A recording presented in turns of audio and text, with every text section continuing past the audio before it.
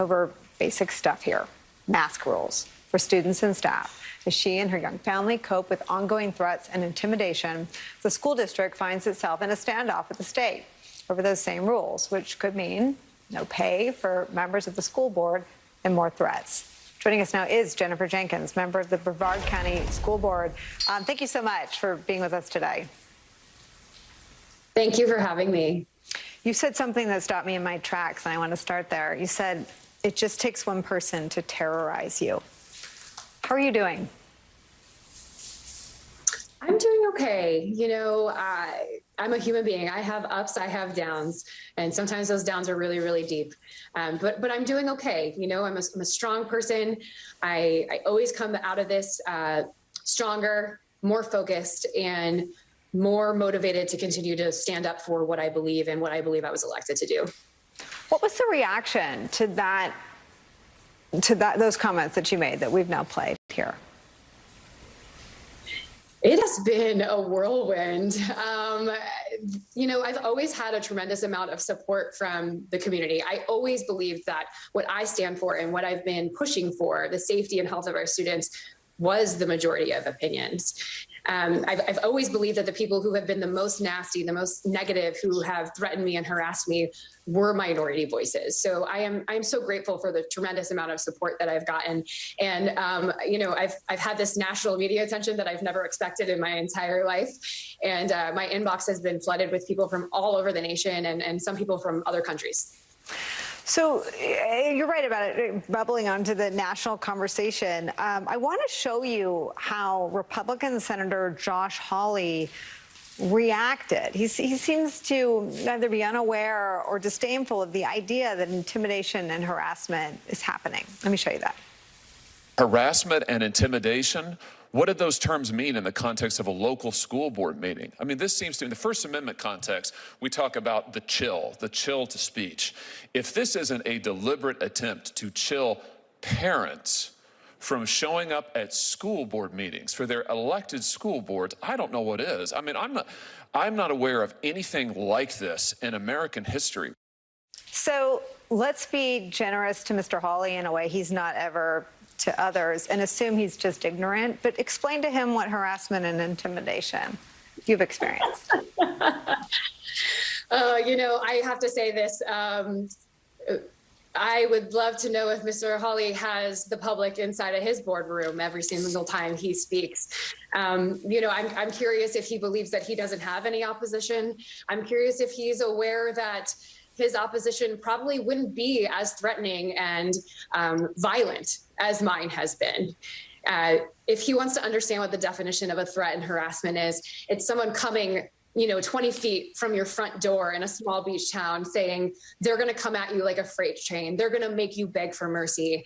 They make false DCF claims against you with your daughter. They embarrass you with somebody you barely know and force you to take them to her play date and lift up her shirt and pull back her pants for a complete and utter stranger to look at your 5-year-old's body again in front of an acquaintance of mine. It is someone who follows you from your car every time you go to a board meeting or another elected meeting in the county. It is someone who just constantly says, I'm coming for you every single time that they see you. Someone who coughs in your face when they're next door to your daughter's bedroom. Somebody who has the nerve to brandish weapons, again, feet within your home. That is a threat. That is harassment. State House representatives who feel the need to dox you and encourage people who are already ignited with hate and vengeance for you to call you, to harass you. That is a threat. That is a harassment. And it is so infuriating to watch other elected officials who can very well have the exact same thing happen to them, have the nerve to say that. They have no place to say it, and they shouldn't be saying it at all. I will make sure that your answer makes its way to Mr. Hawley's office.